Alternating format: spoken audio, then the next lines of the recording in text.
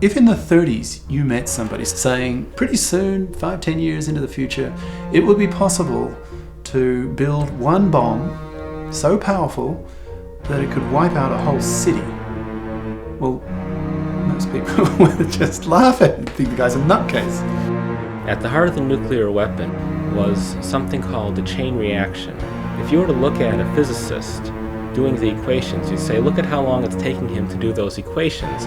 Atom bombs must be very slow. So people say that artificial intelligence is progressing very slowly, but that means that artificial intelligence scientists are progressing very slowly.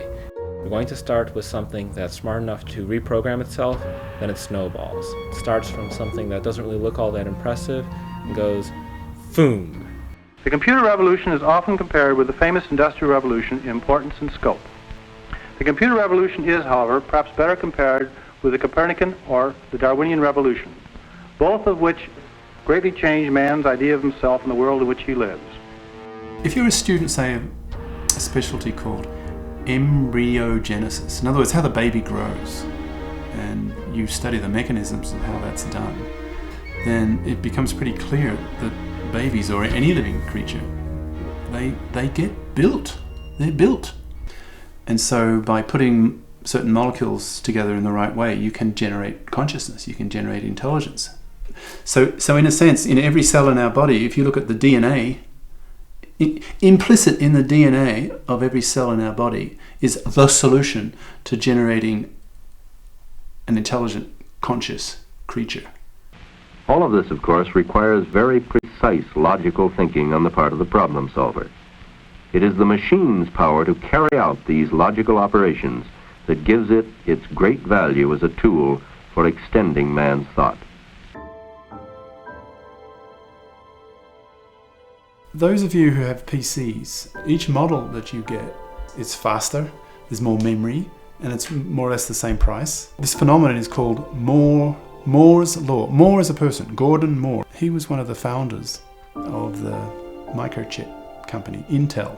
He noticed a trend that the number of transistors that were being put on these integrated circuits was roughly doubling every year or so. I mean, just common sense says if you take any number and you multiply it by 2 times 2 times 2 times 2 times, eventually you'll get a huge number. So in a sense, the underlying reality of the whole thing is Moore's Law, this doubling effect of electronic capacities. The future potential of Moore's Law and the future physics of computation is so great, so enormous, that the progress along in those fields will force the issue.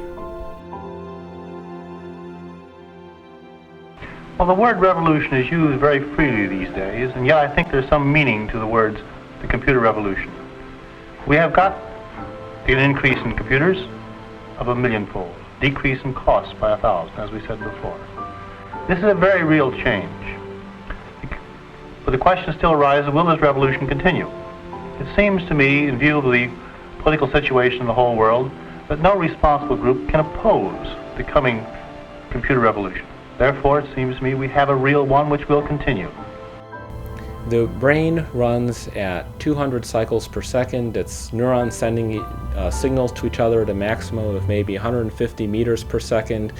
If you had neurons as fast as transistors and they were sending signals to each other at light speed, you could get at least 1,000,000-fold improvement in speed of thinking. Not even talking about better software, just pure speed of thinking. There's room for 1,000,000 times as much intelligence on this planet as there is right now. And an event of that magnitude so far overshadows everything else on the game board. Basically, we should assume that the superintelligence will be able to achieve whatever goals it has. And so therefore it's extremely important that the goals we endow it with and its entire motivation system is human friendly. And the big risk is that either a superintelligence will be deliberately programmed to not serve the good of humanity, but perhaps just the corporation that builds it or the specific programmer that implements it. Or else that although the intention is to create a benevolent superintelligence, yet it turns out that the goals we give it have implications that we didn't really foresee. And I think both of these risks of the goal system of the superintelligence turning out to be unfriendly to humans is a really severe risk that we will confront whenever it is that we create superintelligence, whether it's in 20 years or 100 years. If humanity builds these godlike, massive, intelligent machines, where's the risk? What negative things could happen if such things were built? I mean, you may argue, well, if they're so intelligent, wouldn't they realise that we, that is the human beings, that we're their parents? We built them, we created them. So wouldn't they sort of treat us with awe and respect and so forth? Well, possibly. But the big key word in this debate, whether we should build them or not, is, as I see it, the word risk. We just don't know. Now, I believe that the reports we hear of this revolution are very misleading. They often underestimate the speed which is going on and the importance. But worst of all, they tend to emphasize material aspects, how much we will have of this and that, how much leisure, what wonderful new things we will have, and they fail to discuss the impact it will have on our view of ourselves and our world outlook. This, I believe, is the most important part of the computer revolution. When we start modifying our brains with technology, then it does change us from the word go. Even just feeding in one electrode with maybe an extra sense, an ultrasonic sense, which we know is quite possible, then it starts to give you abilities and you believe you can do things outside the normal realms of humanity. So your values, your morals start to change immediately. You become a cyborg. As that amount increases, so it's not just one electrode you have connected into your brain, it's 100 or 1,000. So eventually your brain, you and your brain becomes part human, part machine in a true sense. Then your morals, your ethics, I think, would be completely different.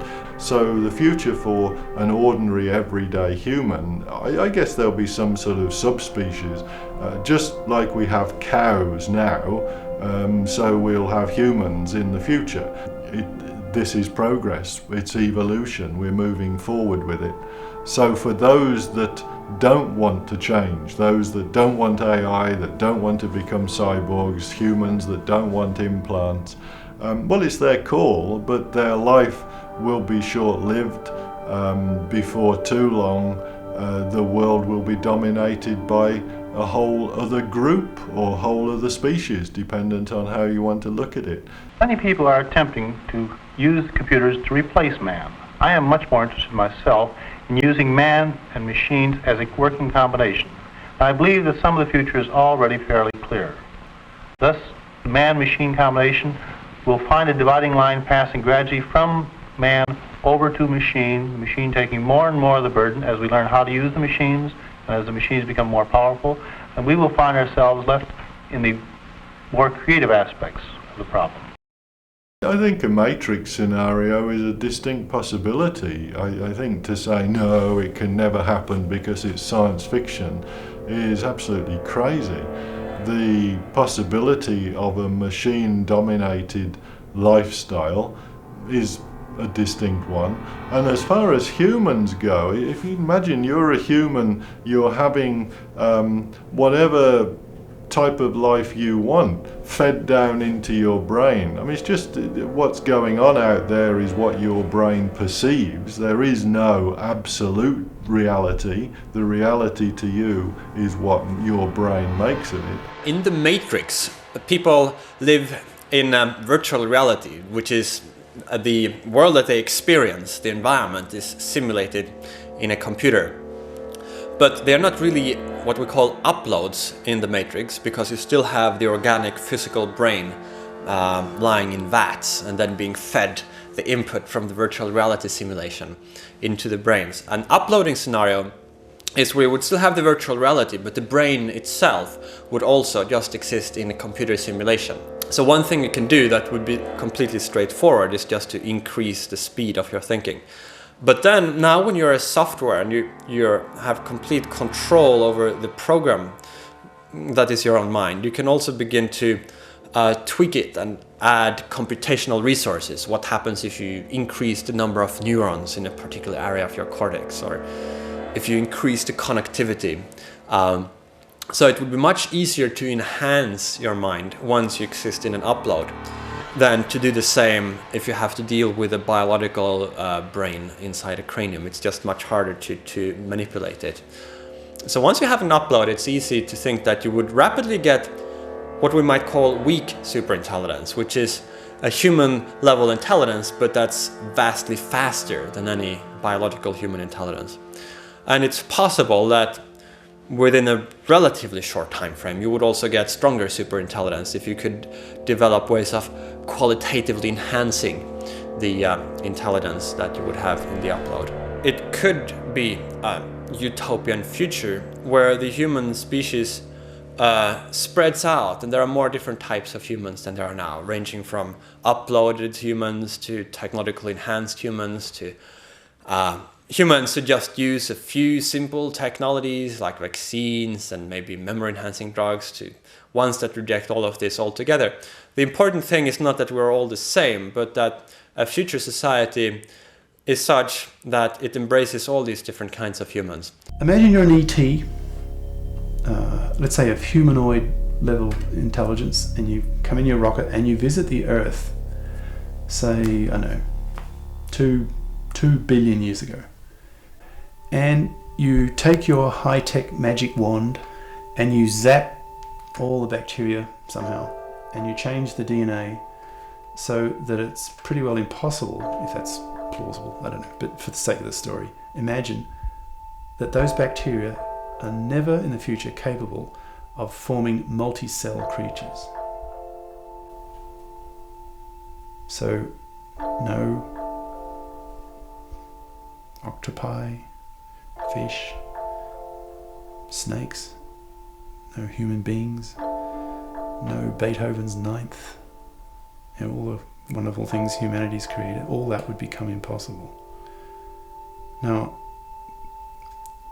how would you, with our human perspective, how would you feel about that act done by the ET in destroying all that wonderful future potential? It would be a kind of cosmic tragedy, wouldn't it? So you see the analogy now? Is humanity now going to freeze the level of evolution at our current puny human level? So can you sort of sense a kind, almost like a religious awe almost? We could build gods if we wanted to. Once instructed, it can do as much arithmetic in a minute as a man in a lifetime. A man in a lifetime. The lifetime of all mankind is but a brief moment in the long history of this earth of ours, and only yesterday in the history of mankind has man made any significant advance in his control over his earthly environment. Computers, machines for logic, may change this more than any other of man's inventions. These machines, which have been with us less than a millionth of a second in terms of the temporal span of man's history, have already given promise of deep and far-reaching change in our way of life and way of thinking. But finally, the future, except in terms of trends and probabilities, is the great unknown. And the uses to which we put ourselves in relation to the marvelous machines of our own invention is perhaps the central moral and intellectual challenge of our own brief moment in time.